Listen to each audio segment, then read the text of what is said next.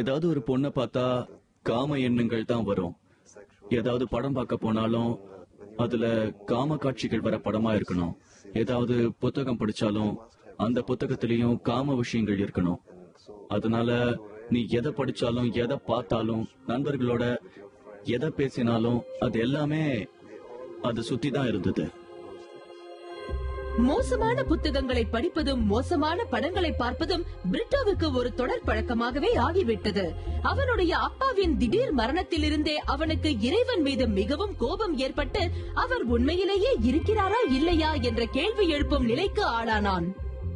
எங்க அம்மா சொன்னாங்கன்னா நான் எப்பவாவது பூசைக்கெல்லாம் போறது உண்டு, நன்மை வாங்கறது உண்டு, அவங்கள சந்தோஷப்படுத்தணும்னு போவேன். ஆனா எனக்கு இறை நம்பிக்கை கிடையாது. நான் எப்பவும் சொல்லுவேன், எனக்கு உன்னை பத்தி நிஜமாவே சொல்ல இங்க யாருமே இல்ல. நீ உண்மையிலே இருந்தேன்னா இது வரைக்கும் யாருமே உன்னை பார்த்ததில்ல. நீ இருக்கியான்னு கூட எனக்கு தெரியாது. அதனால நான் உன்னை மறந்துடுறதே நல்லது. அவனுடைய அவநம்பிக்கை வளர வளர பிரிட்டோ ஒரு நாத்திகனாகிவிட்டான். ஏறக்குறைய அதே சமயத்தில் தான் பிரிட்டோ கல்லூரியிலும் சேர்ந்தான். தனக்கு மேலே எந்த சக்தியும் இல்லை என்ற எண்ணம் அவனை அவன் விருப்பப்படி வாழும் ஒரு நிலைக்கு தள்ளியது. நாங்க கிளாஸுக்கு போகாம சும்மா கேண்டீன்ல உட்காந்துக்கிட்டு புகை பிடிச்சுக்கிட்டு இல்லனா ஏதாவது சினிமாவுக்கு போற சுதந்திரத்தை அனுபவிச்சுட்டு இருந்தோம். நாங்க பணத்தை வசூல் பண்ணி அத நீல படங்களை பார்க்க பயன்படுத்தின சமயங்களும் உண்டு. எனக்கு அதனால சுய இன்பம் காண்பது போன்ற கெட்ட பழக்கங்கள் ஏற்பட்டுடுச்சு. அது எனக்கு நிறைய குற்ற உணர்வை ஏற்படுத்திடுச்சு. பிரிட்டோ இந்த சிற்றின்பங்கள் எல்லாம் எவ்வளவுதான் ஆரம்பத்தில் சந்தோஷமான விஷயங்களாக தெரிந்தாலும் அவை அவனுக்கு சந்தோஷத்தை கொடுக்கவில்லை. நான் ஈடுபட்ட அந்த சிற்றின்பங்கள் எல்லாம் வெறும் தற்காலிக இன்பங்கள் தான். அதனால நான் ஒரு சந்தோஷமான மனுஷனா இருப்பேன்னு எனக்கு தோணவே இல்லை. எப்படியோ என்னோட வாழ்க்கை அவநம்பிக்கையோட போக ஆரம்பிச்சது.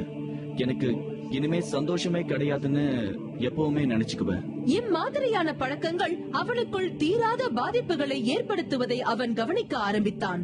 எனக்குள்ள எப்பவும் ஒரு குற்ற உணர்வு இருந்துகிட்டே இருந்தது. என்னதான் எனக்கு இறை நம்பிக்கை இல்லைனாலும் எனக்குள்ள ஏதோ ஒண்ணு நான் செய்யறதெல்லாம் சரியில்லைன்னு சொல்லிக்கிட்டே இருந்தது. இது நிஜமான சந்தோஷம் கிடையாது, வெறும் தற்காலிக சந்தோஷம் தான். நான் எவ்வளவுக்கு எவ்வளவு அதை நிறுத்த முயற்சி பண்றேனோ அவ்வளவுக்கு அவ்வளோ நான் செஞ்சுக்கிட்டே இருந்தேன். என்னால இப்படியே தொடர முடியாதுன்னு எனக்கு தோணுச்சு. பிரிட்டோ தன் வாழ்க்கையில் மீண்டு வருவோம் என்ற நம்பிக்கையே முழுவதுமாக இழந்து விட்டான். அவன் திரும்பி வர முடியாத தூரத்திற்கு அவன் வாழ்க்கை போய்விட்டது. அப்போதுதான் அவன் உறவினரை சந்தித்தான். அவன் காச நோயிலிருந்து முழுவதுமாக குணமாகி இருந்தான். அவன் வந்து என்கிட்ட சொன்னான், பிரிட்டோ உனக்கு தெரியுமா, இயேசுதான் என்னை குணப்படுத்தினார்னு சொன்னான். என் மனசுக்குள்ள அப்படி ஒரு சந்தோஷம் நிறைஞ்சிருந்தது. ஏன்னா இப்ப இவன் குணமாயிட்டான்னு. ஆனா அந்த சமயத்துல எனக்கு பயமும் வந்தது. ஏன்னா நீ கர்த்தரால குணமாயிட்டேன்னா அப்படின்னா கர்த்தர் இருக்காருன்னு தானே அர்த்தம். அந்த எண்ணம் எனக்கு பயத்தை கொடுத்தது. கொஞ்சம் தயக்கமாக இருந்தாலும் பிரிட்டோ ஒரு பிரார்த்தனை கூட்டத்தில் கலந்து கொள்ள அவனது உறவினர் விடுத்த அழைப்பை ஏற்றுக்கொண்டான். அந்த கூட்டத்துல எது என் மனசை தொட்டதுன்னா மக்கள் பிரார்த்தனை பண்றதுதான். அவங்க எல்லாருமே தங்களுக்கு உதவ யாரையோ நம்பி இருக்கிற மாதிரி இருந்தது. என் வாழ்க்கையிலேயே முதல் தடவையா நான் நம்பிக்கையை பார்த்தேன். இந்த ஜனங்க எல்லாருமே யாரையோ நம்புறப்ப அப்ப எனக்கு உதவி செய்ய யாராவது இருக்கணுமே.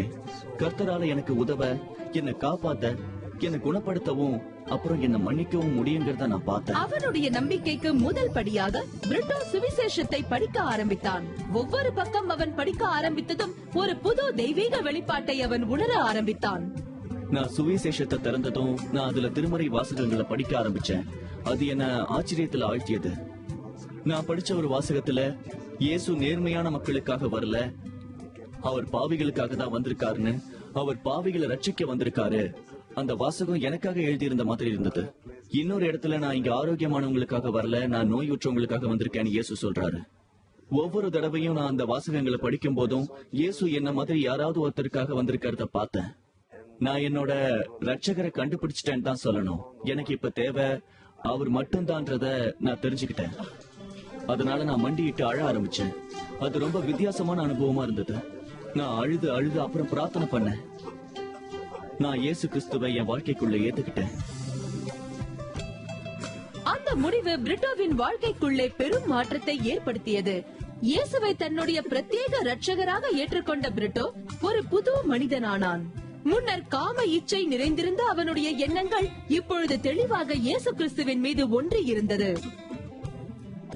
நான் இயேசு கிறிஸ்துவை ஏத்துக்கிட்டதும் எனக்கு கர்த்தரோட வார்த்தைகள் மீதான பசி அதிகரிச்சது.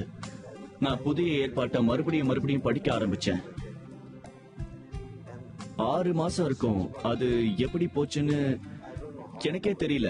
நான் கூட்டங்களுக்கு போயிட்டு இருந்தேன், நான் சுவிசேஷத்தை படிச்சுக்கிட்டு இருந்தேன், நான் முன்னாடி மாதிரி ரொம்ப சந்தோஷமா இருந்தேன். நான் ஒரு தடவை என்னோட கசின் வீட்டுக்கு போனது எனக்கு ஞாபகம் இருக்கு. நான் பேஞ்சின் பஸ்ல உக்காந்துகிட்டு இருந்தேன். திடீர்னு நான் இப்போ எந்த பாவங்களோடவும் முன்னாடி போராடின மாதிரி போராடலங்கிறத உணர்ந்தேன். அதுங்களுக்கு இனி என் வாழ்க்கையில இடமே இல்லைன்ற மாதிரி சுதந்திரமா உணர்ந்தேன். பிரிட்டோ இயேசு கிறிஸ்துவுடன் நடக்க ஆரம்பித்து 12 வருடங்கள் ஆகிவிட்டன. தற்சமயம் பிரிட்டோ ரெமா பைபிள் ஃபெலோஷிப்பில் ஒரு போதகராக சேவை செய்து வருகிறார். அவருக்கு ஷெரில் என்ற பல் மருத்துவருடன் திருமணம் நடந்து அவர்களுக்கு நீத்தன் என்ற மகனும் ஆசீர்வதிக்கப்பட்டுள்ளார்.